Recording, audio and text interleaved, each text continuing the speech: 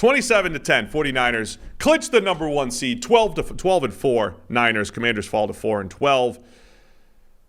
We thought that Jacoby Brissett was getting the start, but since we recorded our preview show, he picked up a hamstring injury. Sam Howell got the start, and it also just didn't go well. Every time I looked up, because again, there's 10 games going on at the same time here in the 1 o'clock window. Every time I looked up, Sam Howell seemed to be throwing, well, at least in the second half, late over the middle, and got picked off a couple times. Yeah, Jacoby Brissett pulled a hamstring getting up off the bench. And obviously Sam Howell comes in, and you thought, well, this could be a little redemption story for Sam Howell. Nah, not so much. They kept it tight for a while, and then Sam Howell had a really bad red zone interception, and that pretty much I can't say it sealed the game because it was still close at that stage, but that was it. Like, from that point on, Washington never had a shot, and they were not able to claw back, and Howell did not improve his performance from, the thing that got him benched. He wasn't able to have like just not too soon, or, don't do anything hasty there, Ron. No, Sam Howell was just bad again. So Howell's probably played himself at least out of a starting spot in the NFL. The 49ers are still the 49ers despite getting beat down by the Ravens. And actually, this is the type of game where if it says anything, it's a reminder that what Baltimore did to San Francisco was really difficult, and should be if anyone gets more credit out of this game, it's Baltimore. I mean, it was my one note is Washington hanging tough. I mean, it was 13-10 at the half. It was 10-10. So you've got that.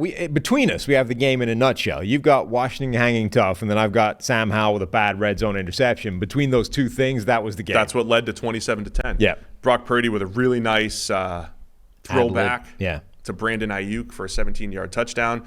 I think if you're a Niners fan, you might wonder, are there any ill effects coming off the Ravens game? It's a real disappointment. This was like, again, it was like a slow start for San Francisco, given that Washington had a depleted secondary, how bad their defense had been generally anyway, and the fact that they're not playing for anything.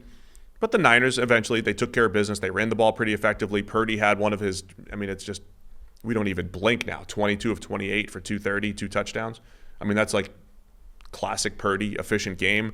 Ayuk, Samuel, and Kittle all getting theirs, and yeah, it's a good game. Yeah, by the Niners to bounce back from the Monday night disappointment. And then particularly for Brock Purdy, who I think is probably the only player that really matters for. Purdy had a very bad game on that against Baltimore, and whether or not he deserved to be there in the first place pretty much ended his MVP case in that game. For him to bounce back and have a very clean performance, not put the ball in harm's way, had that touchdown to Ayuk, as he said, which was classic, kind of Brock Purdy ad-libbing late in the play, and just generally put together a really good performance that looked more like Brock Purdy again. It was probably important for him. You hear these stories of everybody sort of saying, going out of their way to kind of, G him back up and say, hey, don't lose faith, keep slinging.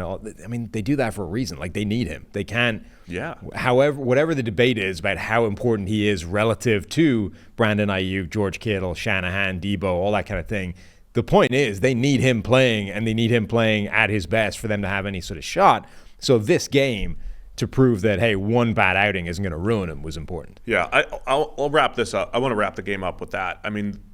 The Brock Purdy story, because we get so caught up in MVP and who deserves credit, and okay, is Brock Purdy the single most valuable player in the NFL? Okay, let's say no. It doesn't matter. The fact that he has played this well, just a little over one season's worth of games into his career as a 7th round pick.